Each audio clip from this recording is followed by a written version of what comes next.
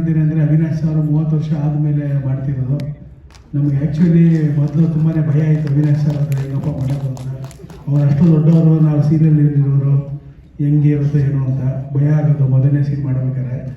ಆಮೇಲೆ ಎಷ್ಟು ಕಂಫರ್ಟಬಲ್ ಕೊಟ್ಬಿಟ್ರು ಅಂದ್ರೆ ನಮಗೇನು ಅನ್ನಿಸ್ಲೇ ಇಲ್ಲ, ಅಷ್ಟು ಕಂಫರ್ಟ್ ಆಗ್ಬಿಟ್ರು.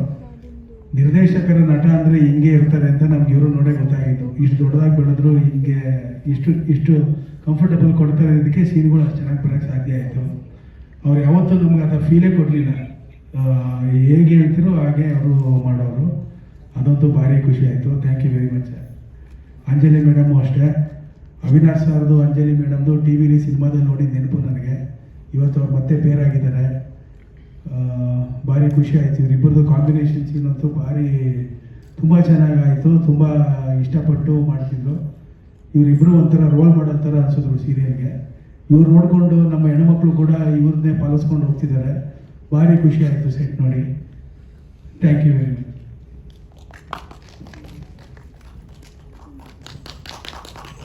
ಸೇರಿರೋದು ಆ್ಯಂಡ್ ತುಂಬ ಖುಷಿ ಆಗುತ್ತೆ. First of all we really thankful to Shilpa ma'am. ಅಂದರೆ ನಮ್ಮನ್ನು ನಂಬಿ ಇಷ್ಟು ದೊಡ್ಡ ಪ್ರಾಜೆಕ್ಟು, ಎಲ್ಲ ಸ್ಟಾರ್ಸ್ ಇದ್ದಾರೆ, ಇಷ್ಟು ದೊಡ್ಡ ಪ್ರಾಜೆಕ್ಟ್ನ ನಮ್ಮನ್ನು ನಂಬಿ ಕೊಟ್ಟಿದ್ದಕ್ಕೆ ಫಸ್ಟ್ ಆಫ್ ಆಲ್ ಶಿಲ್ಪಾ ಮ್ಯಾಮ್ಗೆ ತುಂಬ ಥ್ಯಾಂಕ್ಸ್.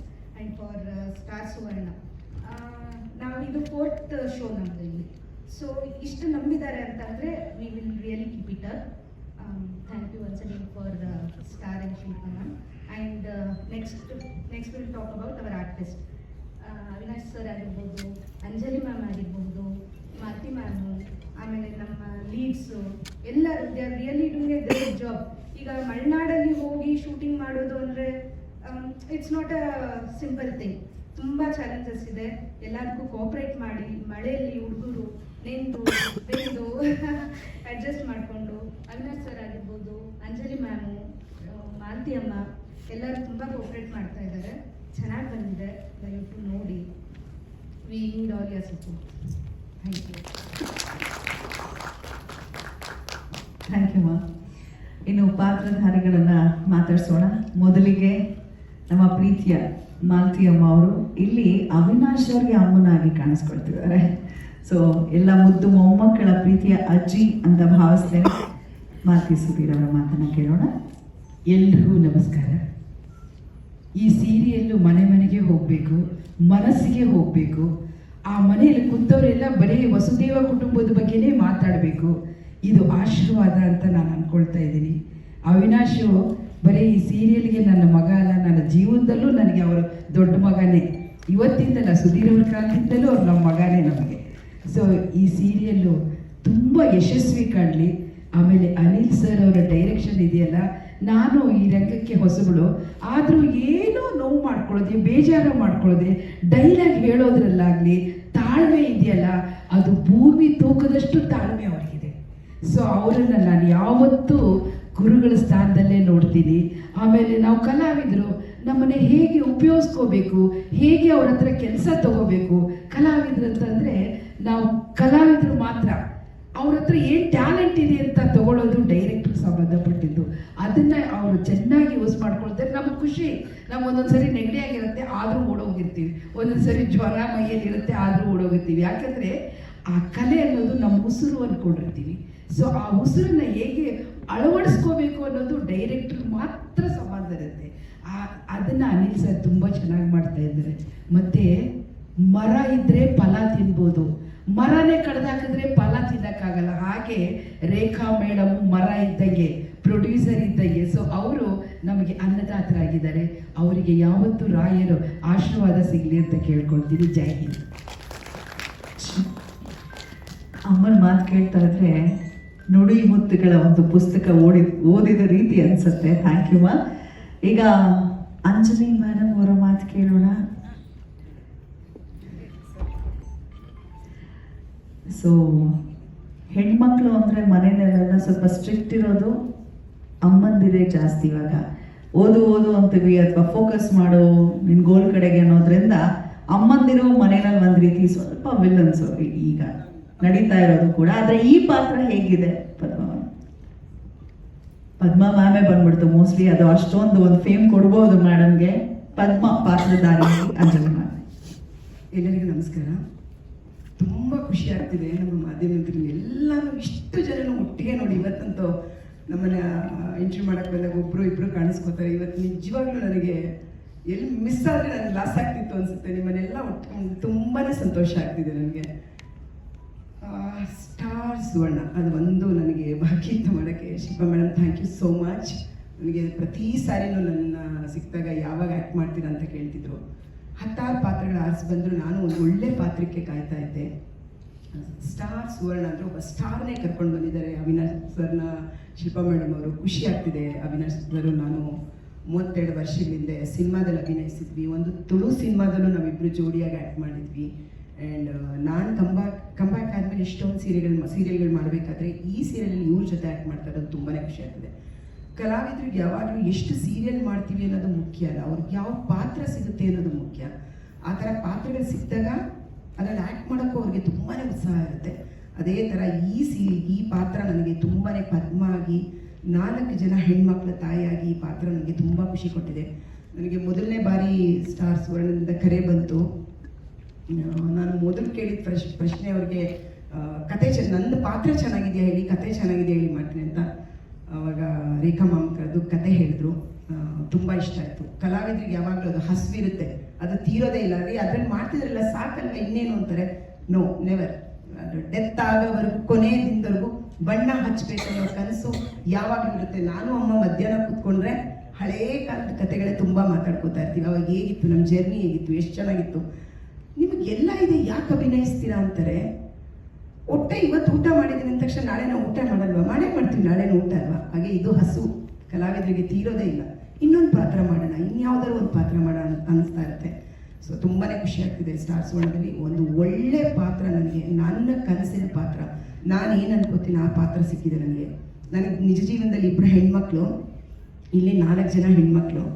ಬಟ್ ಈ ಪಾತ್ರದಲ್ಲಿ ನಾನು ಅಭಿನಯಿಸ್ಬೇಕಾದ್ರೆ ಪ್ರತಿ ಕ್ಷಣನೂ ನನಗೆ ನನ್ನ ಮಕ್ಳಿಗೆ ಏನು ಹೇಳ್ತಾರೆ, ಅಯ್ಯೋ ಬಂದರೆ ಲೇಟ್ ಆಯಿತು, ಎಷ್ಟೊತ್ತು ರೆಡಿ ಆಗ್ತೀರಾ, ಆ 1 ಮಂತ್ ದಿನದ ಡೈಲಾಗು ನನಗೆ ಇವ್ರಿಗೆಲ್ಲ ಹೇಳುವಾಗ ನೆನಪಾಗ್ತಿರುತ್ತೆ. ಆಮೇಲೆ ಬೈಯೋದಿರ್ಬೋದು, ಏನು ಕಿರ್ಚ್ಕೋತೀರಾ ನಿಮಗೆ ಎಲ್ಲ ಶಬ್ದಗಳು. ಆಮೇಲೆ ಬಟ್ಟೆಯಿಂದ ಇದೇನು ಬಟ್ಟೆ ಅಂತ ಹಾಕೊಂಡಿದ್ಯಾ, ಆಮೇಲೆ ಜಾಲರ ಇದ್ದಂಗಿದೆ ನೋಡೋಕ್ಕೆ ಅಂತ ಏನು ನನ್ನ ಮಕ್ಳಿಗೆ ಹೇಳ್ತೀನೋ ಆ ಥರನೇ ಇಲ್ಲೂ ಆಗ್ತಾ ಇರುತ್ತೆ. ಒಂದು ಕುಟುಂಬ ಆಗಿದ್ದೀವಿ ನಾವು ತುಂಬ ಅದ್ಭುತವಾಗಿ. ಇಡೀ ಒಂದು ನಮ್ಮ ಡೈರೆಕ್ಟರ್ ಸರ್ಗೆ ಹೇಳಬೇಕಂದ್ರೆ, ನಾನು ಮೊದಲನೇ ದಿನ ಹೋದಾಗ ಏನು ಮಾಡ್ತಾರೋ ನಾವು ಪ್ರತಿದಿನ ನಾವು ಎಷ್ಟೇ ಅಭಿನಯಿಸಿರಲಿ, ನಟಿ ಆಗಿರಲಿ, ಯಾರೇ ಆರ್ಟಿಸ್ಟ್ ಆದರೂ ಎಲ್ಲೇ ಒಂದು ಮೊದಲನೇ ದಿನ ಬರ್ಬೇಕಾದ್ರೆ ನಮ್ಮಲ್ಲಿ ಒಂದು ಸಣ್ಣ ಭಯ ಇರುತ್ತೆ.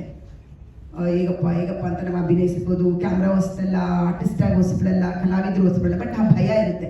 ಆ ಭಯನ ಹೋಗ್ಲಾಡಿಸಿದ್ದು ನಮ್ಮ ಅನಿಲ್ ಸರ್. ಇಲ್ಲ, ನನಗೆ ವೆರಿ ಕಂಫರ್ಟಬಲ್ ಡೈಲಾಗ್ ಹೇಳೋಕ್ಕಾದ್ರೆ. ಯಾಕಂದರೆ ನಾವೆಲ್ಲ ಏನು ಮಾಡ್ತೀವಿ, ಕೆಲವು ಡೈಲಾಗ್ನ ಮತ್ತೆ ಪ್ರಶ್ನೆ ಮಾಡ್ತೀವಿ. ಸೊ ಅದ್ರ ಹಿಂದೆ ಏನಾಯಿತು, ಯಾಕೆ ನಾನು ಈ ಡೈಲಾಗ್ ಹೇಳ್ತೀನಿ, ಇದ್ರ ಮುಂದೆ ಏನಾಗುತ್ತೆ, ಯಾಕೆ ಇಷ್ಟು ಕಿರ್ಚ್ಕೊಂಡು ಹೇಳಕ್ಕೆ ಹೇಳ್ತಿದ್ದೀರಾ ನನಗೆ, ಯಾಕೆ?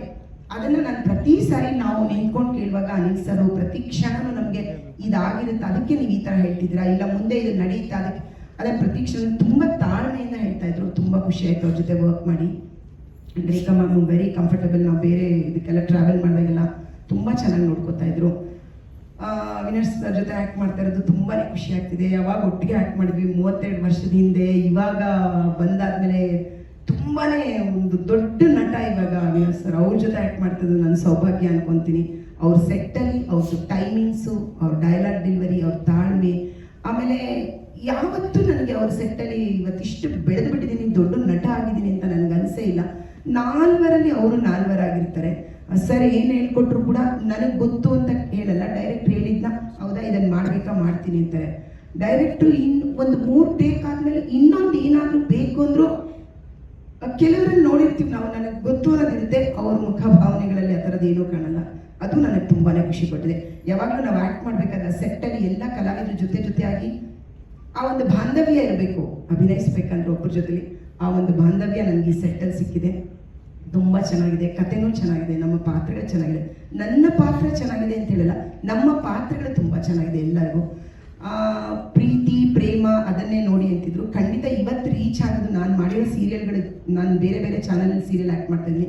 ಎಲ್ಲ ಒಂದು ವಿಷಯಗಳ ಬಗ್ಗೆ ಚರ್ಚೆ ನಡೆದಾಗ ಎಲ್ಲರಲ್ಲೂ ಬರೋದು ಕುಟುಂಬ ಅಂತ ಒಂದು ನಡೆದ್ರೆ, ಈಗ ಯಾರಾದ್ರೂ ಏನೋ ಮಾಡ್ಕೋ ಇದೇನು ಕತೆ ಬರ್ತಿದ್ದಾರೆ, ನಿಜ ಜೀವನದಲ್ಲಿ ನಡೆಯುತ್ತಾ ಅಂತ ಪ್ರಶ್ನೆ ಕೇಳ್ತಾರೆ.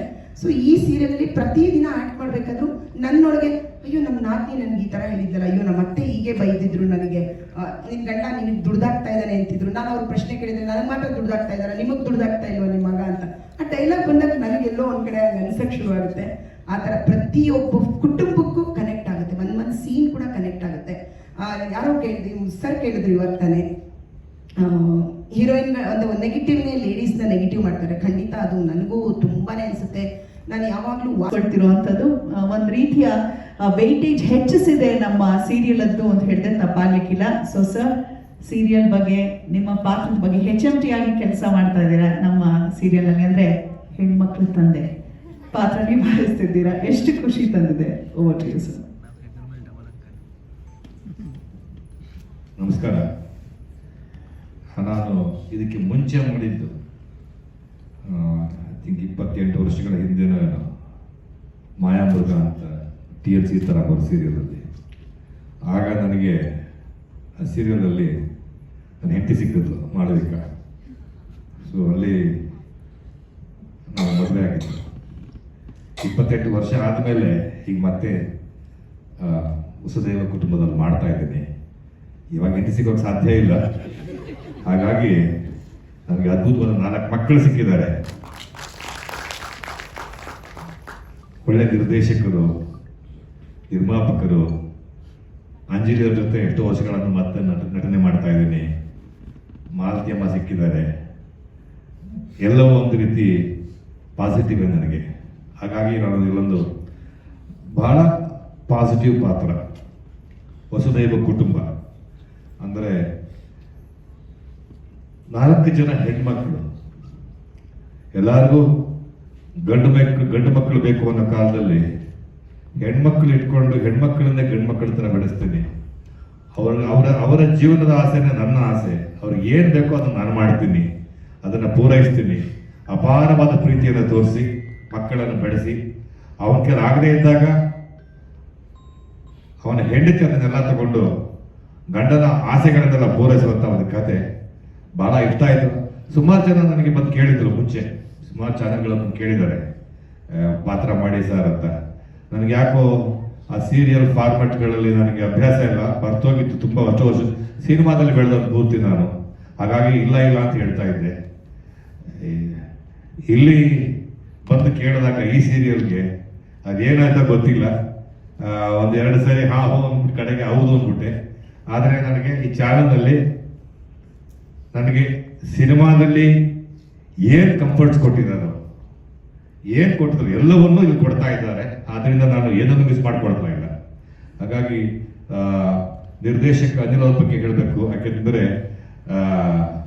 ಬಹಳ ತಾಳ್ಮೆಯ ಒಂಥರ ಪ್ರತಿರೂಪ ಅಂತಂದರೆ ಅನಿಲ್ ಅವರು. ಯಾಕೆಂದರೆ ನಾನು ಒಪ್ಕೋತೀನಿ, ನಾನು ಈ ಫಾರ್ಮ್ಯಾಟ್ಗೆ ಹೊಂದ್ಕೊಳ್ಳೋದಕ್ಕೆ ಬಹಳ ಕಷ್ಟ ಆಯಿತು ನನಗೆ. ತುಂಬ ಕಿರ್ಚಾಡ್ತಿದ್ದೆ ಶೂಟಿಂಗಲ್ಲಿ, ಗಲಾಟೆ ಮಾಡ್ತಾ ಇದ್ದೀನಿ, ಎಲ್ಲವನ್ನೂ ಮಾಡ್ತಾ ಇರ್ತೀನಿ, ಯಾವುದೂ ಇಲ್ಲ ಅಂತ ಹೇಳೋದಿಲ್ಲ. ಆದರೂ ಎಲ್ಲವನ್ನೂ ತಡ್ಕೊಂಡು ಯಾವುದನ್ನು ಮಾತಾಡದೆ ರೇಖಾ ಅವರಾಗಲಿ, ಅನಿಲ್ ಅವರಾಗಲಿ, ಮ್ಯಾನೇಜರ್ಗಳಾಗಲಿ ನನ್ನ ಕೋಪ ತಾಪ ಎಲ್ಲ ತಡ್ಕೊಂಡು ನನ್ನ ತುಂಬ ಚೆನ್ನಾಗಿ ನೋಡ್ಕೊಂಡಿದ್ದಾರೆ. ಪಾತ್ರದ ವಿಚಾರದಲ್ಲಿ ಬಹಳ ನನಗೆ ಇಷ್ಟವಾದ ಪಾತ್ರ ಇದು. ಯಾಕೆಂದರೆ ಯಾವಾಗಲೂ ನಮಗೆಲ್ಲ ಒಂದು ರೀತಿಯ ದೇವರ ಸ್ಥಾನ ಅಂದರೆ ತಂದೆ ತಾಯಿದೆ. ಸೊ ಎಲ್ಲೋ ಆ ತಂದೆಯ ಪಾತ್ರ ನನಗೆ ಸಿಕ್ಕಾಗ ಎಲ್ಲೋ ನನ್ನ ತಂದೆಯ ನೆನಪು, ನಮ್ಮ ತಂದೆ ನನಗೆ ಹೇಗಿದ್ರು, ನಮ್ಮನ್ನೆಲ್ಲ ಹೇಗೆ ನೋಡ್ಕೊಂಡ್ರು, ಅದನ್ನ ನಾನಿಲ್ಲಿ ಅಳವಡಿಸ್ಕೊಂಡು ಪಾತ್ರದಲ್ಲಿ ತರಬಹುದನ್ನೋ ಒಂದು ಆಸೆ ಆಯಿತು. ನಿಜವಾಗ್ಲೂ ತುಂಬ ಇಷ್ಟವಾದ ಪಾತ್ರ ನನಗೆ ಇದು. ನಾನು ಪೂರ್ತಿ ಇರದೇ ಇರ್ಬೋದು, ಬಟ್ ನನಗೆ ಬಹಳ ಇಷ್ಟವಾದಂಥ ಪಾತ್ರ. ಅಂಡ್ ಸುಮಾರು ತುಂಬ ಚೆನ್ನಾಗೇ ಬಂದಿದೆ ಅಂತ ಅನ್ಕೊಳ್ತೀನಿ. ಯಾಕೆಂದ್ರೆ ನಾನು ಹೇಳಬಾರ್ದು ಅದನ್ನ. ನನ್ನ ಜೊತೆಗೆ ಅಂಜಲಿ ಅವರು ಬಹಳ ಚೆನ್ನಾಗಿ ನಟಿಸ್ತಾ ಇದ್ದಾರೆ, ಮಕ್ಕಳುಗಳ ಅದ್ಭುತವಾಗಿ ಆಕ್ಟ್ ಮಾಡ್ತಾ ಇದ್ದಾರೆ. ಎಲ್ಲರೂ ಬಹಳ ಒಳ್ಳೆ ನಟರು, ಎಲ್ಲರೂ ಚೆನ್ನಾಗಿ ಮಾಡ್ತಾ ಇದ್ದಾರೆ. ಆಕ್ಚುಲಿ ನಿಜವಾಗ್ಲೂ ಒಂದು ಎಲ್ಲೋ ಒಂದು ಸಿನಿಮಾ ಶೂಟಿಂಗ್ ಸೆಟಪ್ ಅಂತಲೇ ಅನಿಸ್ತಾ ಇಲ್ಲ ಇದು ನನಗೆ.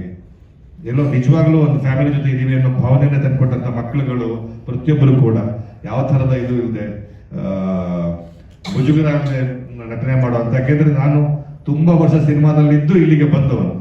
ಹಾಗಾಗಿ ನನಗೆ ಈ ಫಾರ್ಮಟ್ ಬಗ್ಗೆ, ಇವ್ರು ಮಾಡೋ ಸ್ಪೀಡ್ ಬಗ್ಗೆ, ಇವರು ಎಷ್ಟು ಸೀನ್ ಮಾಡ್ತಾರೆ ಏನು ಗೊತ್ತಿಲ್ಲ ನನಗೆ. ಇಷ್ಟೊಂದು ಮಾಡ್ತಾ ಇದ್ದಾರೆ. ಇವತ್ತು 7 ಪೇಜ್ ಇದೆ ಸೀನು ಒಂದಿನಕ್ಕೆ. ಒಂದು ಸೀನ್ ಇದಾಯ್ತು, ಇಲ್ಲ ಸರ್ 3 ಸೀನ್ ಇದೆ. 3 ಸೀನ ಈ ಇದೆ 7 ಪೇಜ್ ಇದೆಯಲ್ಲ, ಅದಕ್ಕೆ 3 ಸೀನ್ ಮಾಡೋದು. ಎಲ್ಲವೂ ಕನ್ಫ್ಯೂಷನ್ಗಳು ನನಗೆ, ಹೆಂಗೆ ಮಾಡ್ತಾ ಇದ್ದೇನೆ ಅಂತ. ಬಟ್ ಎಲ್ಲವೂ ಮಾಡ್ತಾ ಇದ್ರು. ನನ್ನ ತಾಳ್ಮೆನ ಕಳ್ಕೊಳ್ತಾ ಇದ್ದೆ. ನಾನು ತಾಳ್ಮೆ ಕಳ್ಕೊಂಡಷ್ಟು ಇಲ್ಲಿ ಯಾರು ಕಳ್ಕೊಂಡಿಲ್ಲ ಅಂತ ಕಾಣುತ್ತೆ. ಅಷ್ಟು ತಾಳ್ಮೆ ಕಳ್ಕೊಂಡಿದ್ದೀನಿ. ಆದರೆ ಎಲ್ಲವನ್ನೂ ತಡ್ಕೊಂಡು ಎಲ್ಲವನ್ನೂ ಬಹಳ ಪ್ರೀತಿಯಿಂದ ನೋಡ್ಕೊಳ್ತಾ ಇದ್ದಾರೆ. ಇನ್ನೂ ಶೂಟಿಂಗ್ ಇದೆ, ಅಲ್ಲೂ ತಾಳ್ಮೆ ಕಳ್ಕೊಳ್ಳಲ್ಲ ಅಂತ ಹೇಳೋದಿಲ್ಲ ನಾನು. ಆದ್ರೂ ಕೂಡ ಈಗಲೇ ಕೇಳ್ಬಿಡ್ತೀನಿ, ದಯವಿಟ್ಟು ನಿರ್ಮಾಪಕರು, ನಿರ್ದೇಶಕ ಅನಿಲ್ ಅವರು, ಮ್ಯಾನೇಜರ್ಗಳೆಲ್ಲರೂ ಕ್ಷಮಿಸ್ಬಿಡಿ. ಮುಂದೆ ಕೋಪಿಸ್ಕೊಂಡ್ರು ಪರವಾಗಿಲ್ಲ, ತಪ್ಪು ತಿಳ್ಕೊಬೇಡಿ.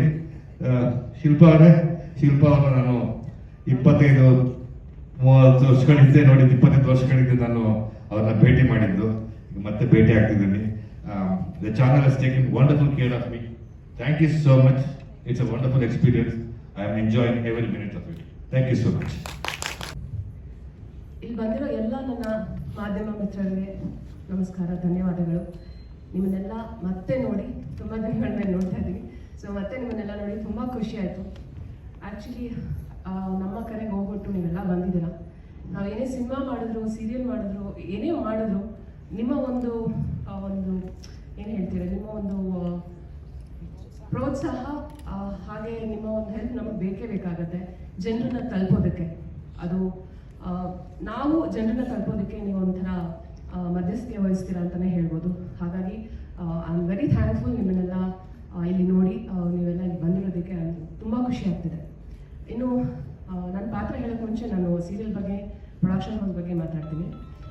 ವಸುದೇವ ಕುಟುಂಬ ನಮ್ಮ ಸೀರಿಯಲ್ ಕತೆ ತಂದೆ ಇಲ್ಲದೆ, ಅಂದರೆ ಮನೆ ಯಜಮಾನನೇ ಇಲ್ಲದೆ 4 ಹೆಣ್ಮಕ್ಳು ಹೇಗೆ ಸಮಾಜನ ಎದುರಿಸ್ತಾರೆ, ಹಾಗೆ ಸಮಾಜದಲ್ಲಿ ಹೇಗೆ ತಲೆ ಎತ್ಕೊಂಡು ಸ್ವಾಭಿಮಾನದಿಂದ ಬದುಕ್ತಾರೆ ಅಂತ ತೋರ್ಸೋಕೆ ಕೊಟ್ಟಿದ್ದಾರೆ. ಸೊ ಇದರಲ್ಲಿ ಹೆಣ್ಮಕ್ಳು ಎಷ್ಟು ಧೈರ್ಯವಾಗಿ ಇರಬೇಕಾಗತ್ತೆ ಅನ್ನೋದನ್ನು ತುಂಬ ಸೂಕ್ಷ್ಮವಾಗಿ ತುಂಬ ಚೆನ್ನಾಗಿ ತೋರಿಸಿದ್ದಾರೆ.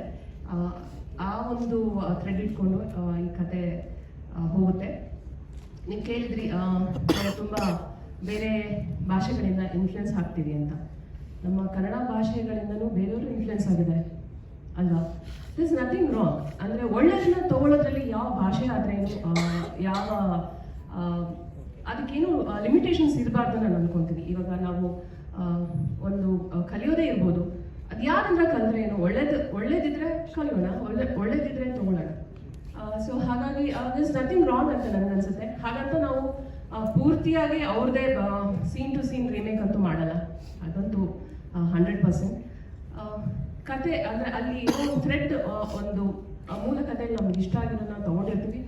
ಉಳಿದಿದ್ದೆಲ್ಲ ನಮ್ಮ ನೇಟಿವಿಟಿಗೆ ತಕ್ಕ ಹಾಗೆ ನಾವು ಅದನ್ನು ಬಳಸ್ಕೊತೀವಿ. ಭಾಷೆ ಆಗಿರ್ಬೋದು, ಊರಾಗಿರ್ಬೋದು, ಎಲ್ಲನೂ ನಮ್ಮ ನೇಟಿವಿಟಿಗೆ ತಕ್ಕ ಹಾಗೆ ನಾವು ಅದನ್ನ ಬದಲಾಯಿಸ್ಕೊಂತ ಹೋಗ್ತೀವಿ. ಹಾಗೆ ಕತೆ ಸಿದ್ಧತೆ ಮಾಡಿದ್ವಿ. 3ನೇ ವರ್ಷ ನಾವು ಬಹಳ ಪೂರ್ವ ಸಿದ್ಧತೆ ಮಾಡ್ಕೊಂಡೇ ಹೋಗಿ ಅದೊಂದೇ ಒಂದು ಪೋರ್ಷನ್ ಅನ್ನ ನಾವು 3 ವರ್ಷಗಳ ಗಣಪತಿ ವಿಸರ್ಜನಾ ಸಮಯದಲ್ಲಿ ಶೂಟ್ ಮಾಡಿದ್ದೆವು. ಇನ್ನು ಮಿಕ್ಕಿದ ನಾವು ಸಿನಿಮಾ ರೆಡಿ ಮಾಡಿಬಿಟ್ಟು ಸೆನ್ಸಾರ್ ಎಲ್ಲ ಆಗಿ ರೆಡಿ ಮಾಡಿಕೊಂಡು ನಾವು ಜನವರಿಗೆ ಬಂದು ನಾವು ಎಲ್ಲರೂ ಗೆಳೆಯರ ಹೇಳಿದ ಪ್ರಕಾರ ಸೆಪ್ಟೆಂಬರ್ ಯಜಮಾನರು ಪುಣ್ಯ ದಿನ ಇರೋದ್ರಿಂದ ಅವತ್ತು ಮಾಡಿ ಗುರುವಾರ ಬರುತ್ತೆ ಅಂತ ಎಲ್ಲರೂ ಕೂಡ ಸಜೆಸ್ಟ್ ಮಾಡಿದರು. ಅವರೆಲ್ಲರೂ ಮತ್ತೆ ಅಭಿಮಾನಿಗಳು ಹೇಳಿದ ಪ್ರಕಾರ ನಾವು 18ನೇ ತಾರೀಕು ಬರಬೇಕು ಅಂತ ನಾವು ನಿರ್ಧಾರ ಮಾಡಿದ್ವಿ. ನಾವು ಆದರೆ ಥಿಯೇಟರ್ಗಳಿಗೆ ವಾರದಿಂದ ವಾರಕ್ಕೆ 12 ಸಿನಿಮಾ 16 ಸಿನಿಮಾಗಳು ಬರ್ತಾ ಇದ್ದಾವೆ. ಹಾಗಾಗಿ ಅದರ ಪೈಪೋಟಿಗಳ ಜೊತೆಗೆ ನಾವು ಹೇಗೆ ಹೊರಗಡೆ ಬಂದು ನಾವು ಸಿನಿಮಾವನ್ನು ಜನಗಳಿಗೆ ಮುಟ್ಟಿಸ್ತೀವಿ ಅಂತಕ್ಕಂಥದ್ದೊಂದು ಸಹಜವಾಗೇ ಒಂದು ಇದೆ. ಆದರೆ ಇದರಿಂದ ನಾವು ಬಹಳಷ್ಟು ಚಿತ್ರದುರ್ಗ ಜಿಲ್ಲೆ ಮತ್ತು ಶಿವಮೊಗ್ಗ ಜಿಲ್ಲೆ 2 ಜಿಲ್ಲೆಯಲ್ಲಿ ವಿಷ್ಣುವರ್ಧನ್ ಅಭಿಮಾನಿಗಳಿಗೆ ಅಂತ ಹೇಳಿ ಅಲ್ಲಿ 2 ಹುಡುಗರನ್ನ ಡಿಸ್ಟ್ರಿಬ್ಯೂಟರ್ಸ್ನ ನೋಡಿಕೊಂಡು, ಸೊ ಆ ಡಿಸ್ಟ್ರಿಬ್ಯೂಟರ್ಗಳಿಗೆ ಇಡೀ ಸಿನಿಮಾದ ಎಲ್ಲ ಅದೇನು ಬರುತ್ತೆ ಅಷ್ಟೂ ದುಡ್ಡನ್ನ ಅವರು ಚಿತ್ರದುರ್ಗ ಅಥವಾ ಶಿವಮೊಗ್ಗ ಜಿಲ್ಲೆಯಲ್ಲಿ ಇರ್ತಕ್ಕಂಥ ವಿಷ್ಣುವರ್ಧನ್ ಅಭಿಮಾನಿ ಸಂಘದ ಸದಸ್ಯರ ಮಕ್ಕಳುಗಳಿಗೆ ಏನೆಲ್ಲ ಆಗಬೇಕಾಗಿದೆ ಅದನ್ನು ಮಾಡಿಕೊಡಿ ಅಂತೇಳಿ ಉಚಿತವಾಗಿ 2 ಜಿಲ್ಲೆಗೆ ನಾನು ಕೊಟ್ಟಿದ್ದೆ. ಅದು ಒಂದು ನನ್ನ ಖುಷಿ ಸಮಾಚಾರ. ಯಾಕೆ ಮಾಡಬೇಕು ಅಂತ ಹೇಳಿದ್ರೆ ನಾವು ಅವ್ರನ್ನ ಇಟ್ಕೊಂಡೆ ಸಿನಿಮಾ ಮಾಡಿದ್ದು. ಹಾಗಾಗಿ ಶಿವಮೊಗ್ಗ ಮತ್ತು ಚಿತ್ರದುರ್ಗ ಜಿಲ್ಲೆ, ಯಾಕೆಂದ್ರೆ ಚಿತ್ರದುರ್ಗದಲ್ಲಿ ಡೋರ್ ಟು ಡೋರ್ ರಾಮಾಚಾರ್ಯನು ಬದುಕಿದ್ದಾರೆ. ಹಾಗಾಗಿ ಅದರ ಎಲ್ಲ ಸಂಪೂರ್ಣ ಅದರ ಲಾಭವನ್ನ ಚಿತ್ರದುರ್ಗ ಜಿಲ್ಲೆಯ ರಾಜಣ್ಣ ಲಕ್ಷ್ಮೀ ಸಾಗರ್ ಅವರು ಅದನ್ನು ತಗೋತಿದ್ದಾರೆ, ಮತ್ತು ಉಮೇಶ್ ಅವರು ಶಿವಮೊಗ್ಗವನ್ನು ತಗೊಂಡು ಅವರು ಅದನ್ನ ಮುಂದುವರ್ಸ್ಕೊಂಡು ಹೋಗ್ತಾ ಇದ್ದಾರೆ. ಬಹಳ ವಿಶೇಷವಾಗಿ ಇವತ್ತು 2 ತುಣುಕುಗಳನ್ನು ನಾವು ತೋರಿಸಿದೆ. ಆ 2 ತುಣುಕುಗಳು ಮತ್ತೆ ಪತ್ರಿಕಾಗೋಷ್ಠಿಯನ್ನ ಉದ್ದೇಶಿಸಿ ನಾನು ಡಾಕ್ಟರ್ ಮೋಹನ್ ಕುಮಾರ್ ದಾನಪ್ಪನವರು, ರಾಜ್ಯಸಭಾ ಸದಸ್ಯರು, ಪೊಲೀಸ್ ದೂರುಗಳ ಇಲಾಖೆ, ಅದು ಬಹಳ ಮುಖ್ಯ. ಸೊ ಆ ಇಲಾಖೆಯಲ್ಲಿ ಕೆಲಸ ಮಾಡ್ತಾ ಬರ್ತೀವಿ. ಬಹಳ ವಿಶೇಷ ಅಂದ್ರೆ ಹಳ್ಳಿಗಳಲ್ಲೂ ಕೂಡ ಹೋಗಿ ವಿಚಾರ ಮಾಡ್ತಕ್ಕಂಥದ್ದು, ಜೈಲ್ಗಳಿಗೆ ಹೋಗಿ ವಿಸಿಟ್ ಮಾಡ್ತಕ್ಕಂಥದ್ದು, ಈ ರೀತಿ ಪ್ರತಿಯೊಂದು ವಿಭಾಗದಲ್ಲೂ ಮಾಡ್ಕೊಂಡು ಆ ಕೆಲಸವನ್ನು ಮಾಡಿ ಇವತ್ತು ಬಹಳಷ್ಟು ಮುಂಚೂಣಿಯಲ್ಲಿದ್ದಾರೆ. ಅವರು ಇದನ್ನು ಕುರಿತು ಮಾತಾಡಲಿ ಅಂತೇಳಿ ನಾನು ಅನಿಸಿದ್ದು ಮನವಿ ಮಾಡ್ಕೊಳ್ತೇನೆ.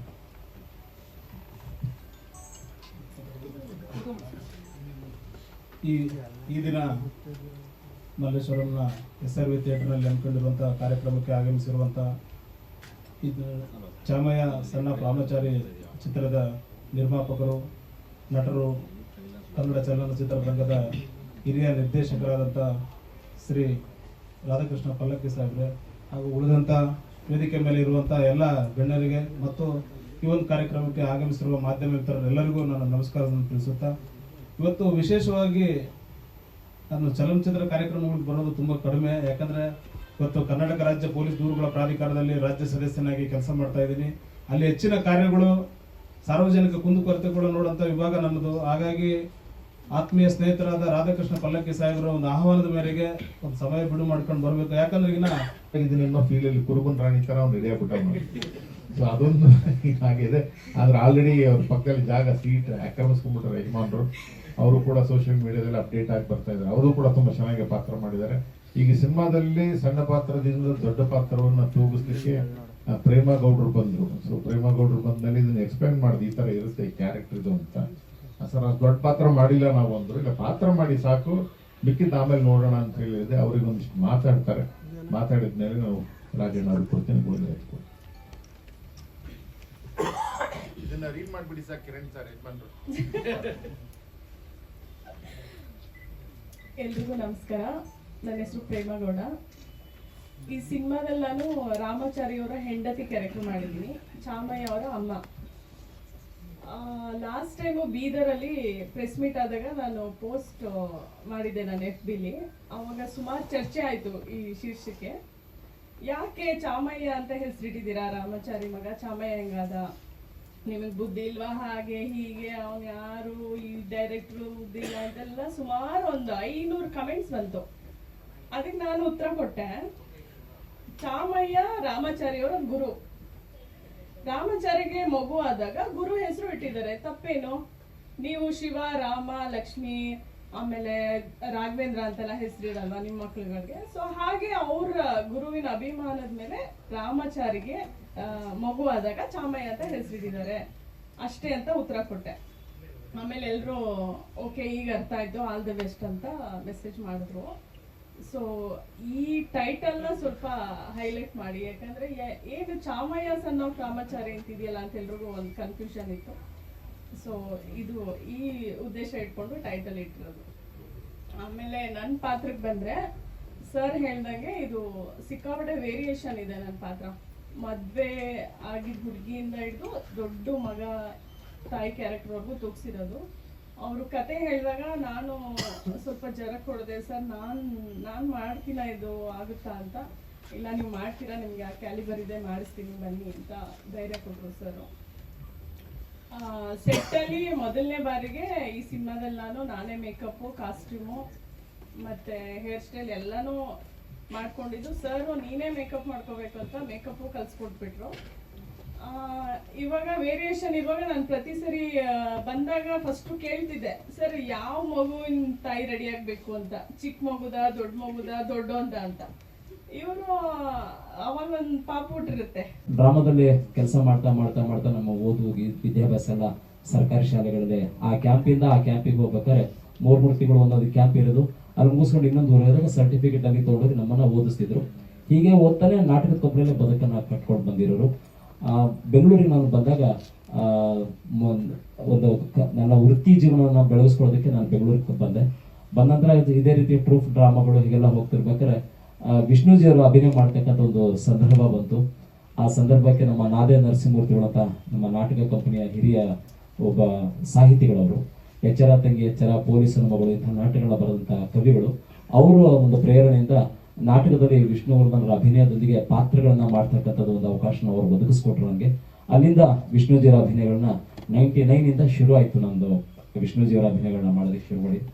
ಕಡೆಗೆ ಚಿತ್ರರಂಗದ ಒಡನಾಟಗಳು ನಮಗೆ ಹೆಚ್ಚಾಗಿರಲಿಲ್ಲ. ಯಾಕಂದ್ರೆ ನಮ್ಮ ಎಲ್ಲ ಸಿನಿಮಾ ರಂಗದವ್ರ ಜೊತೆಗೆ ಇದ್ದಾಗ ವೆಂಕಟಾಚಲ ಸರ್ ಆಯಿತು, ನಮ್ಮ ಬ್ಯಾಂಕ್ ಜನಾರ್ದನ್, ಡಿಗ್ರಿ ನಾಗರಾಜ್ ಇವರೆಲ್ಲ ಡ್ರಾಮಾ ಟ್ರೂಫಲ್ಲಿ ನನ್ನ ಕರ್ಕೊಂಡು ಹೋಗೋರು.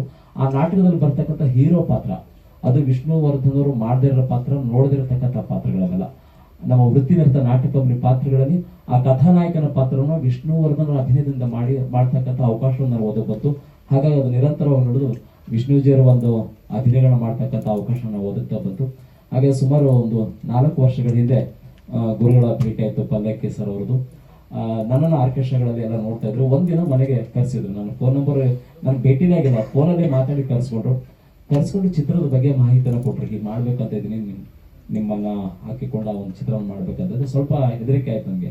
ಯಾಕಂದ್ರೆ ಒಬ್ಬ ಮಹಾನ್ ನಟರು, ಒಂದು ಉನ್ನತ ಮಟ್ಟದಲ್ಲಿ ಉತ್ತಂಗ ಶಿಖರದಲ್ಲಿರ್ತಕ್ಕಂಥ ವ್ಯಕ್ತಿಯ ಅನುಕರಣೆ ಮಾಡ್ಕೊಂಡು ನಾವು ಜನರ ಮೆಸ್ತಕ್ಕಂಥವ್ರು ಸಿನಿಮಾದಲ್ಲಿ ಅವ್ರ ಥರನೇ ಮಾಡ್ಲಿಕ್ಕೆ ನಮ್ಗೆ ಸಾಧ್ಯತೆ ಆಗತ್ತಾ, ಅದನ್ನ ಮಾಡಿದ್ರೆ ಅಭಾಸ ಆಗತ್ತಲ್ಲ ಅಂದಾಗ ಗುರುಗಳು ಒಂದು ಮಾತು ಹೇಳಿದ್ರು, ಪಲ್ಲಕ್ಕಿ ಸರ್ ಅವರು, ಇಲ್ಲ ನೀವು ಚಿತ್ರದಲ್ಲಿ ವಿಷ್ಣುವರ್ಧನ್ ಅವರು ಅಭಿನಯ ಮಾಡಬೇಕಲ್ಲ, ಆ ಕತೆ ಏನಿದೆ ಆ ಕತೆಗೆ ಪಾತ್ರವಾಗಿ ಮಾತ್ರ ನೀವು ಮಾಡಿ. ನೀವು ಮುಖಚರ್ಯ ಎಲ್ಲ ಹಾಗೆ ಇರುತ್ತೆ, ತೊಂದರೆ ಇಲ್ಲ, ಬಟ್ ನೀವು ಆ ಪಾತ್ರವಾಗಿ ಮಾಡಿ. ಅಲ್ಲಿ ವಿಷ್ಣುವರ್ಧನ್ ಅವರನ್ನಾಗಿ ನಾವು ತೋರಿಸ್ತಾ ಇಲ್ಲ, ಕತೆಗೆ ಎಲ್ಲೂ ಧಕ್ಕೆ ಬರಲ್ಲ ಅಂತ ಕತೆ ಬಗ್ಗೆ ವಿವರಣೆಯನ್ನು ಕೊಟ್ಟು ನಮ್ಮನ್ನ ಸಿದ್ಧಪಡಿಸಿದ್ರು. ಇವ್ರು ಹೇಳಿದಾಗೆ 3 ವರ್ಷಗಳ ಕಾಲ ಆಯಿತು ಚಿತ್ರದ ಬಗ್ಗೆ ಎಲ್ಲ ಓಡಾಟ, ತಗೊಳ್ತಕ್ಕಂಥ ಜವಾಬ್ದಾರಿಗಳು ಒಬ್ಬ ಕಲಾವಿದರನ್ನ. ಯಾಕಂದ್ರೆ ಒಬ್ಬರ ಅನುಕರಣೆ ಮಾಡ್ತೀವಿ ಹೊರಗಡೆ ಹೋದಾಗ ಅವರ ಅಭಿಮಾನಿಗಳು ಒಟ್ಟು ಅವ್ರ ತಲೆಯಲ್ಲಿ ವಿಷ್ಣುವರ್ಧನ್ ಅವರು ಅವ್ರ ಥರ ಇದ್ದಾರೆ, ಅವ್ರ ಜೊತೆ ಫೋಟೋ ತೆಗೆದು ಸಾವಿರಾರು ಜನ ನಿಂತ್ಕೊಂಡ್ಬಿಡೋರು. ಯಾಕಂದ್ರೆ ವಿಷ್ಣುಜಿಯವರ ಮೇಲಿನ ಪ್ರೀತಿಗೆ ಅದು ನಮ್ಮ ಮೇಲೆ ತೋರಿಸಿ ನಿಂದಿರೋರು. ನಮಗೆ ಶೂಟಿಂಗ್ ಮಾಡೋಕ್ಕೆ ಅವಕಾಶ ಆಗ್ತಿರ್ಲಿಲ್ಲ. ಬಟ್ ಅದನ್ನೆಲ್ಲ ತುಂಬಾ ಎಚ್ಚರಿಕೆಯಿಂದ ಅದನ್ನು ಕಂಟ್ರೋಲ್ ಮಾಡಿಸಿ ನಮ್ಮನ್ನ ವೇದಿಕೆ ಒಂದು ಚಿತ್ರದಲ್ಲಿ ಶೂಟಿಂಗಲ್ಲಿ ನಮ್ಮ ತಪ್ಪು ತಡೆಗಳು ತುಂಬಾ ಇದ್ವು. ಯಾಕಂದ್ರೆ ನಮಗೆ ಕ್ಯಾಮ್ರಾ ಎದುರಿಸೋದು ಗೊತ್ತಿರಲಿಲ್ಲ. ಡ್ರಾಮಾದಲ್ಲಾದ್ರೆ ಕೈ ಹಾಕ್ಬೇಕಾದ್ರೆ ಈಗ ಮಾತಾಡ್ತಿದ್ವಿ, ಹೀಗಂತಿದ್ವಿ ಅನ್ನೋದೇ. ಬಟ್ ಕ್ಯಾಮ್ರಾದ ಒಂದು ಫ್ರೇಮ್ ಒಳಗೆ ಕೆಲಸ ಮಾಡಬೇಕಾಗಿತ್ತು. ಅದನ್ನ ಬಹಳ ಸಮಾಧಾನವಾಗಿ ನಮಗೆ ಹೇಳಿ ಅದನ್ನ ಸಹನೆಯಿಂದ ನಮಗೆ ನನ್ನ ತಪ್ಪುಗಳನ್ನೆಲ್ಲ ಸರಿಪಡಿಸಿ ಈ ಪಾತ್ರವನ್ನು ಮಾಡಿಸಿದ್ದಾರೆ. ಬಹಳ ಅದ್ಭುತವಾದಂಥ ಒಂದು ಚಿತ್ರವನ್ನು ಮಾಡಿದ್ದಾರೆ. ಈಗಿನ ಯುವ ಜನತೆಯಲ್ಲಿ ಏನೆಲ್ಲ ಅವಗುಣಗಳು ಏನಿದ್ದಾವೆ ಅದನ್ನ ಸರಿಪಡಿಸ್ಕೊಳ್ಳೋಕೆ ಏನೆಲ್ಲ ಸಾಧ್ಯತೆ ಮಾಡ್ಬೋದು, ಒಂದು ವೇಳೆ ಸಾಧ್ಯತೆ ಆಗದಿದ್ರೆ ಅವ್ರಿಗೆ ಏನಾಗುತ್ತೆ ಅನ್ನೋದನ್ನ ಈ ಒಂದು ಚಿತ್ರದ ಬಹಳ ಅದ್ಭುತವಾಗಿ ಒಂದು ನಿರ್ದೇಶನ ಮಾಡಿ ಕಥೆನ ಮಾಡಿದ್ದಾರೆ.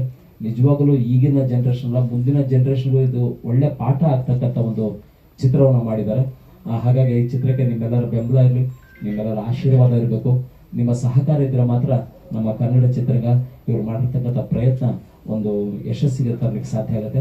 ಆಮೇಲೆ ಸರ್ ಅವರು ಬಹಳ ಸಮಾಧಾನವಾಗಿ ನಮ್ಗೆ ತುಂಬಾ ನ್ಯೂನ್ಯತೆಗಳು ನಮ್ಮಲ್ಲಿ ತುಂಬಾ ಇದ್ವು.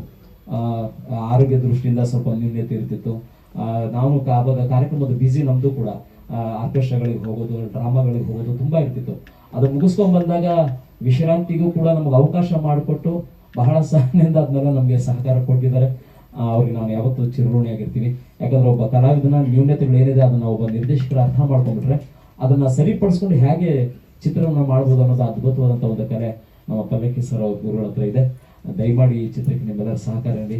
ಹಾಗೆ ಗೋವಿಂದರಾಜ್ ಅವರು ನಮ್ಮ ನಿರ್ಮಾಪಕರು ಬಹಳ ಪ್ರೀತಿಯಿಂದ ನಮಗೆಲ್ಲ ಸಹಕಾರ ಮಾಡಿದ್ದಾರೆ.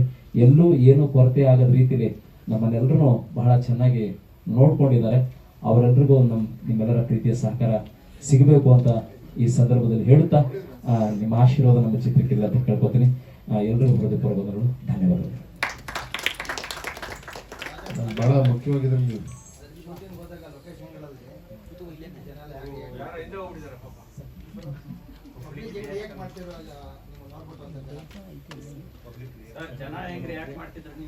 ಹಾ ಸರ್, ಅದ್ರದ್ದು ಅದೇ ಹೇಳಿದಲ್ಲ, ವಿಷ್ಣುಜಿಯವರೇ ಏನ್ ನಮಗ್ ಶೂಟಿಂಗ್ ಮಾಡಕ್ಕೆ ಬಿಡ್ತಿರಲಿಲ್ಲ. ಪ್ರತಿಯೊಂದು ಸನ್ನಿವೇಶದಲ್ಲೂ ಹಾಗೆ ಮಾಡೋರು. ವಿಷ್ಣುಜಿಯವರೇ ಬಂದಿದ್ದಾರೇನೋ ಅನ್ನೋ ರೀತಿಯಲ್ಲಿ ಆ ಭಾವನೆಯಲ್ಲಿ ಬಂದು ನಮ್ಮನ್ನ ಮುತ್ಕೊಳ್ತಿದ್ರು, ಅಲ್ಲಿ ನಿಂತ್ಕೊಳ್ತಿದ್ರು. ಅದರಲ್ಲೂ ಮಹಿಳಾ ಅಭಿಮಾನಿಗಳಂತರೂ ಆ ದುರ್ಗದಲ್ಲಿದ್ದಾಗ ಬಹಳ ಕಂಟ್ರೋಲೇ ಆಗ್ಲಿಲ್ಲ ನಮ್ಗಳಿಗೆ.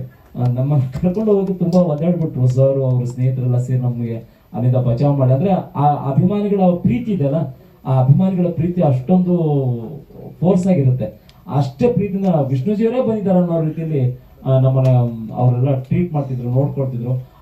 ಹೆಚ್ಚು ಕಮ್ಮಿ ಒಂದ್ಸರ್ತಿ ನನಗೆ ನಿಲ್ಲಿಸ್ಬಿಟ್ರು, ಆಯ್ತು ಸರ್ಕಾರದಲ್ಲಿ ನಿಂತ್ಕೊಂಡ್ಬಿಡಿ ರಾಜು ಅವ್ರ ಆತ ಏನಾಗ್ಲಿ ಅಂತನು. ಏನ್ 1000 ಫೋಟೋ ಮೇಲೆ ಫೋಟೋ, 1000 ಫೋಟೋ. ಸುಮ್ಮನೆ ನಾನು ಸುಮಾರು 1.5 ಗಂಟೆ ಕಾಲ ಹೀಗೆ ಸುಮ್ಮನೆ ನಿಂತ್ಕೊಂಡ್ಬಿಟ್ಟೆ. ಅವರೇ ಬಂದು ಫೋಟೋ ತೆಗೆಸ್ಕೊಂಡು ಅವರೇ ಹೋಗೋರು, ಪ್ರೀತಿಯಿಂದ ಮಾತಾಡ್ಸೋರು. ಇದು ಪ್ರತಿನಿತ್ಯವೂ ಇದೇ ಶುರು ಆಗ್ಬಿಡ್ತು.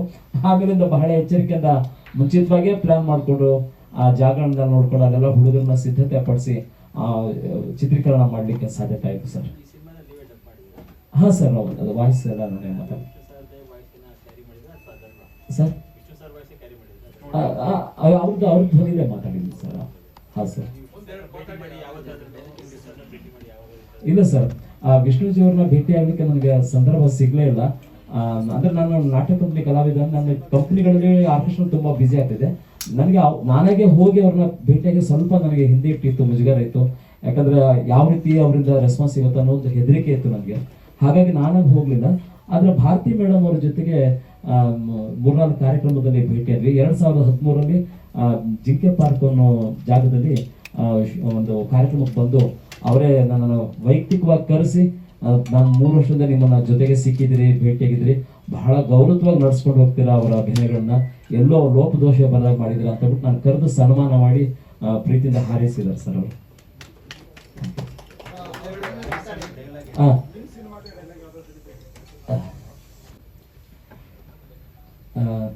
ಮಗ ಒಂದು ತಪ್ಪು ಕೆಲಸ ಮಾಡಿರ್ತಾನೆ. ನಾನು ಆ ಸಂದರ್ಭದಲ್ಲಿ ಅವನ ಮೇಲೆ ಕೋಪ ಮಾಡ್ಕೊಂಡಿರ್ತೀನಿ. ಅವಾಗ ಸರಿ ಬಿಡಿ, ನಮ್ಮ ಬಿಡಿ ಸರಿ ಬಿಡಿ, ನಮ್ಮ ಸಿನಿಮಾದಕ್ಕಿಂತ ನಮ್ದೇ ಆದಂತ ಒಂದು ಕೆಲವೊಂದು ಡೈಲಾಗ್ಗಳಿದೆ. ಆ ಡೈಲಾಗ್ನ ಅವ್ರದೇ ಧ್ವನಿಯಲ್ಲಿ ಹೇಳಿ ತಮ್ಮನ್ನ ರಚಿಸೋಣ ಅಂತ. ವಿಷ್ಣುಜಿರೋ 2 ಧ್ವನಿ ಪರಿಚಯ ನಿಮಗೆ ಮಾಡಿಕೊಡ್ತಿದ್ದೀನಿ. 1972 ಇಸ್ವಿಯಲ್ಲಿ ನಾಗರಾವ್ ಚಿತ್ರದಲ್ಲಿ ಅವ್ರ ಧ್ವನಿ ಆಗಿತ್ತು. 2004 ನಂತರದಲ್ಲಿ ಅವ್ರ ಧ್ವನಿ ಹೇಗೆ ಬದಲಾಯಿತು ಅನ್ನೋದರ 2 ಝಲಕ್ನ ಬಹಳ ಕಡಿಮೆ ಅವಧಿಯಲ್ಲಿ ನಿಮಗೆ ನಾನು ತೋರಿಸ್ತೀನಿ. ಈಗ 1972ರ ಒಂದು ಧ್ವನಿಯ ಒಂದು ಅನುಕರಣೆ. ಸ್ವಲ್ಪ ನಿಂತ್ಕೊಂಡೆ ಮಾತಾಡ್ತೀನಿ ಸರ್. ನಾನ್ ಬರೋಣ ಮೇಷ್ಟ್ರೆ, ಅವತ್ತು ನಿಮ್ಮ ಮಾತನ್ನ ಕೇಳಿ ಅಲ್ಮೇಲೆ ನಾನು ನನ್ನಿಂದ ದೂರ ಮಾಡ್ಕೊಂಡೆ. ಈಗ ಅಲ್ಮೇಲೆ ಸ್ಥಿತಿ ಏನಾಗಿದೆ ಗೊತ್ತಾ ಮೇಷ್ಟ್ರೆ? ಏನಾಗಿದೆ ಗೊತ್ತಾ? ಬೆಂಗಳೂರು ನಗರದಲ್ಲಿ ದೇಹ ಮಾರ್ಕೊಳ್ಳೋ ವೇಷ ಆಗಿದ್ದಾಳೆ. ನನ್ನ ಅಲ್ಮೇಲು ಆ ರೀತಿ ಆಗೋದಕ್ಕೆ ನೀವೇ ಕಾರಣ. ಈಗ ನಿಮ್ಮ ಮಾತನ್ನ ಕೇಳಿ ಮಾರ್ಗರೆಟ್ನ ದೂರ ಮಾಡ್ಕೊಂಡು ಅವಳು ವೇಷ ಮಾಡ್ಬೇಕೇನು? ನಾನ್ ಬರೋಲ್ಲ ಮೇಷ್ಟ್ರೆ, ನಾನ್ ಬರೋಲ್ಲ ಮೇಷ್ಟ್ರೆ.